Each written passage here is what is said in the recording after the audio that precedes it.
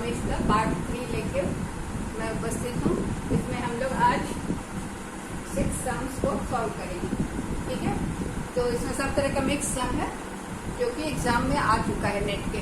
तो पहला क्वेश्चन है कंज्यूमर सरप्लस से कि for the demand function p minus 2x minus X square what is consumer surplus at x is equal to 2। तो कोई भी सम को सॉल्व करने के लिए ना सबसे पहले उसका फॉर्मूला लिख लेना चाहिए, ताकि फॉर्मूला लिखने से हमें पता चल जाए कि हमें क्या क्या चीज कैलकुलेट करना है और क्या क्या चीज की रिक्वायरमेंट है। तो हमने वही किया कि सबसे पहले फॉर्मूला लिख दिया। तो ये इंटीग्रेशन का फंक्शन होता है, सीएस निकालने के लिए इंटीग्रल कैलकुलस का यूज होता है। तो हमने फॉर्मूला लिखा, इंटीग्रेशन का ये साइन है p dx, तो delta x minus p into x. So p is given and we have to find the value of p for this. So we have calculated here.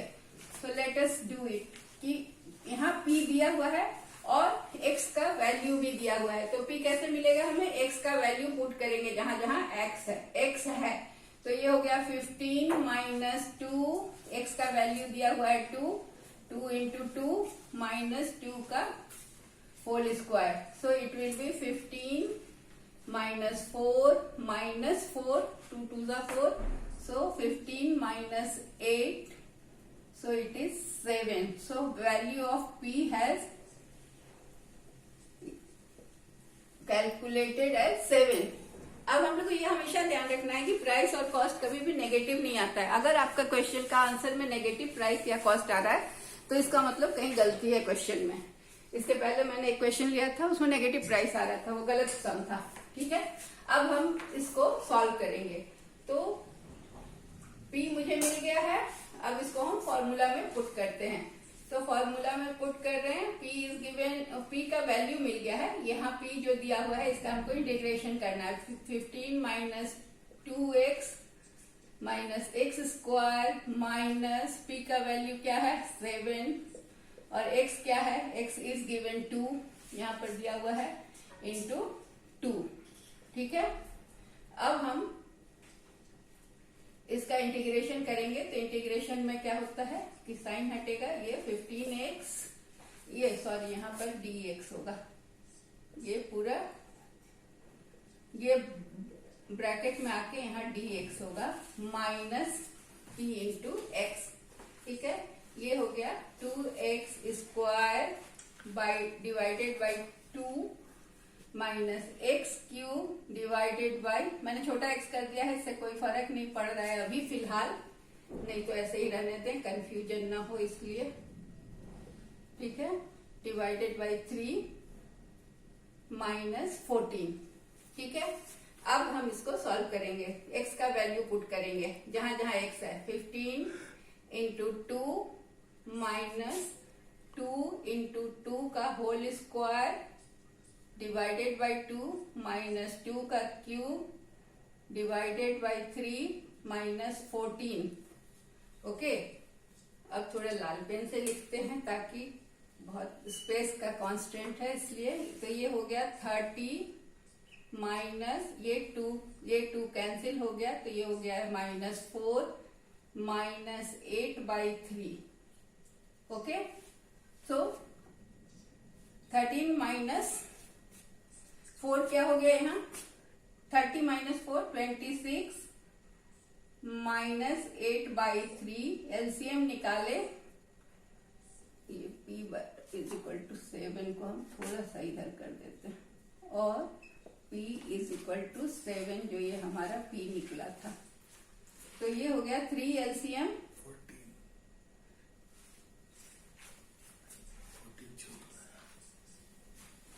हाँ, ये 8 minus 3 minus 14, तो ये हो गया हमारा 14 minus 18, 14 और 14 18, 13 में से इसको माइनस किया तो ये हो गया 12। ठीक है, इसको सिंपल सम है, 14 माइनस 4 18 को 30 से माइनस किया तो ये 12 हुआ और माइनस 8 बाई 3, तो ये हो गया 36। 3 एलसीएम से नीचे 1 है, कुछ नहीं है, तो 12 3 जा 36 minus 8 is equal to 28 by 3।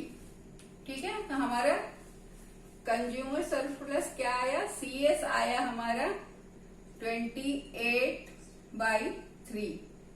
तो ये दो चीज हमने कैलकुलेट किया, एक प्राइस एक 28/3। तो हमारे यहाँ ऑप्शन ये है 28/3। तो इसका सही आंसर हो गया बी। ठीक है, अब दूसरा क्वेश्चन है कि एमपीसी दिया हुआ है 0.8 और एपीसी दिया हुआ है 0.4। तो इनकम इलास्टिसिटी ऑफ डिमांड क्या होगा, उसके लिए ऑप्शंस दिया हुआ है 0.5, 2, C, A1.2 और 0.4। तो सबसे पहले फिर हमको फॉर्मूला लिखना होगा, फॉर्मूला से चलने से गलती नहीं होती। तो इनकम इलास्टिसिटी ऑफ डिमांड क्या बताता है, percentage change in income and percentage change divided by percentage change in consumption. ये क्या है, किसका रेशियो है, percentage change in income and percentage change in consumption का रेशियो है। तो चेंज इन इनकम को हम, इनकम वाई होता है, चेंज को हम डेल्टा से दिखाते हैं, so it is delta Y by Y into 100 क्योंकि परसेंटेज है। फिर कंजम्पशन सी से दिखाते हैं, चेंज को डेल्टा से दिखाया, delta C by C and 100।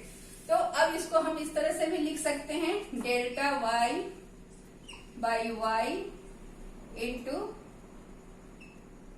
ये उलट जाएगा ऊपर जाने से, डेल्टा सी। अब 100 तो परसेंटेज है, तो ये अंडरस्टूड है। अब इसमें हम क्या करेंगे कि डेल्टा वाला चीज को एक तरफ लाएंगे, तो delta Y by delta C into C by Y we have to solve. तो हम क्या जानते हैं कि delta Y by delta C नहीं, हमारे पास वैल्यू क्या है, एमपीसी। एमपीसी क्या है, MPC delta C by delta Y होता है, और हमें चाहिए delta Y by delta C. तो हम क्या करेंगे, delta C by delta Y को 1 बाई कर देंगे, तो हमें delta Y by delta C मिल जाएगा। तो हम यहाँ क्या करेंगे, 1 by delta C by delta Y into C by Y. ठीक है, तो 1 बाई डेल्टा वाई और डेल्टा सी, तब ना ऊपर जाएगा, तो ये हो जाएगा delta C by delta Y. तो 1 बाई क्या है हमारा value, 1 by delta Y by delta C, 1 by C by Y दिया हुआ है हमारे पास,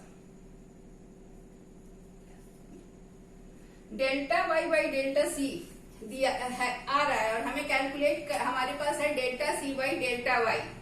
तो delta C by delta Y करने के लिए इसको क्या करना होगा, 1 by delta Y by delta C करेंगे इंटू सी बाई वाई। तो क्या हो जाएगा, delta C by delta Y into C by Y, that is क्या, ये एमपीसी इंटू एपीसी। ठीक है, तो एमपीसी हमारा क्या है 0.8 और एपीसी क्या है 0.4। ठीक है, तो सॉरी यहाँ तो 1 by delta Y by delta C करना है, तो हमें करना होगा 1 बाई 0.8, 1 बाई एमपीसी। तो 1 बाई एमपीसी करने से, एमपीसी जो कि क्या है delta C by delta Y. ठीक है, ऐसे लिखने से हमारा ये वाला फॉर्म मेंटेन रहेगा कि नहीं। अगर एमपीसी ना लिखें, ऐसे ही लिखिए आप समझने के लिए, नहीं तो कंफ्यूजन हो। Delta C by delta Y, इसको हम ऐसे लिख सकते हैं ना। तो ऐसे लिखने से हमें क्या मिला, delta C by delta Y का वैल्यू दिया हुआ है हमारे पास ना, तो 1 बाई 0.8 ये वैल्यू दिया हुआ है। एमपीसी क्या है, एमपीसी हमारा delta C by delta Y है, जो कि कितना दिया हुआ है 0.8, और हम हमारा फॉर्मूला में क्या आ रहा है delta Y by delta C. तो उसको 1 by delta C by delta Y करने से वाई बाई सी हो जाएगा, तो इसलिए हमने 1.08 लिखा। और सी बाई वाई क्या है APC, APC is C by Y, वो कितना दिया हुआ है 0.4। तो यहाँ लिखा हमने 0.4, C by Y 0.4 and 1 by delta C by Y, क्योंकि ये y बाई सी है तो इसको हम 1 by delta C by Y करेंगे तो y बाई सी हमें मिलेगा। तो ये मिल गया। अब इसको कैंसिल कीजिए, 8 5 जा 0.5, सो it is 0.5। So income elasticity of demand क्या हुआ हमारा 0.5। सो ये आपका आंसर हो गया। ठीक है, इसमें कंफ्यूजन हो रहा था इसलिए कि delta Y by delta C है और हमारे पास delta C by delta Y है, इसको 1 बाई कर दिए तो हमारा ये delta Y by delta C हो गया और delta C by delta Y जो एपीसी था वो दिया हुआ था, तो ये दोनों को मल्टीप्लाई किए तो हमें इनकम इलास्टिसिटी ऑफ डिमांड मिल गया। अगला क्वेश्चन है कि कंजम्पशन फंक्शन दिया हुआ है 0.8y, ठीक है, और इन्वेस्टमेंट फंक्शन दिया है 102 102 माइनस 0.2i, ये i है इन्वेस्टमेंट फंक्शन का। तो आईएस कर्व क्या होगा, उसमें ऑप्शंस ये आंसर दिया हुआ है, इसमें आपको ढूंढना है कि आईएस कर्व क्या होगा। तो सी दिया हुआ है 0.8y और इन्वेस्टमेंट दिया हुआ है 102 पॉइंट, ये 2i है, उसमें कंफ्यूजन ना हो, 2i है।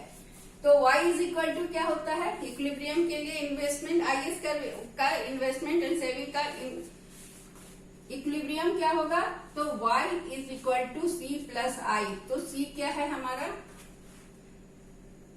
0.8y प्लस 1.0 माइनस 2i, ठीक है। तो अब इसमें आपको सॉल्व करना है, तो ये y को फिर इधर ब्लैक से कर दें, y में इधर हम 0.8y ले आते हैं तो इधर बचता है 102 माइनस 2i। अब यहाँ क्या बच गया 0.2i, एक y में से 0.8y हट गया तो ये बच गया 0.2i। अब इसको थोड़ा सा ऊपर करके दिखाएं या यहीं दिखा देते हैं, यहाँ पे दिखा रहे हैं, ये ऑप्शंस है, इसमें से आंसर चुनना है। तो y इज इक्वल टू हमें y फाइंड करना है ना, तो y इज इक्वल टू क्या हो जाएगा 102 minus 2i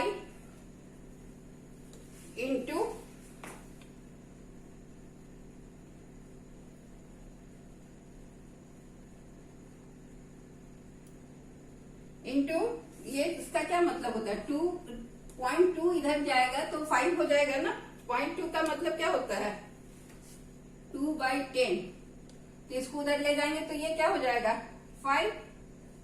so it is do it, this 2 will cancel and this 2 will be multiplied with 5, so it will be 510 into I. This 2 has been cancelled and this what should, it should be like this 0.2, ये हो जाएगा 2/10 y is equal to 102 divided by 10/2 minus 2i/2, ठीक है।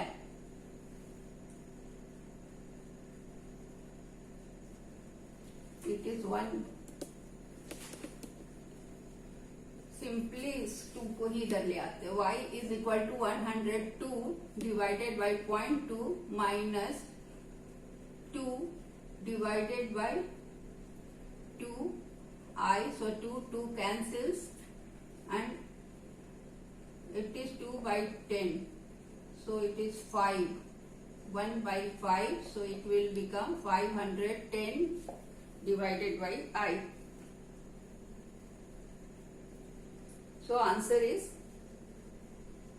510 minus I.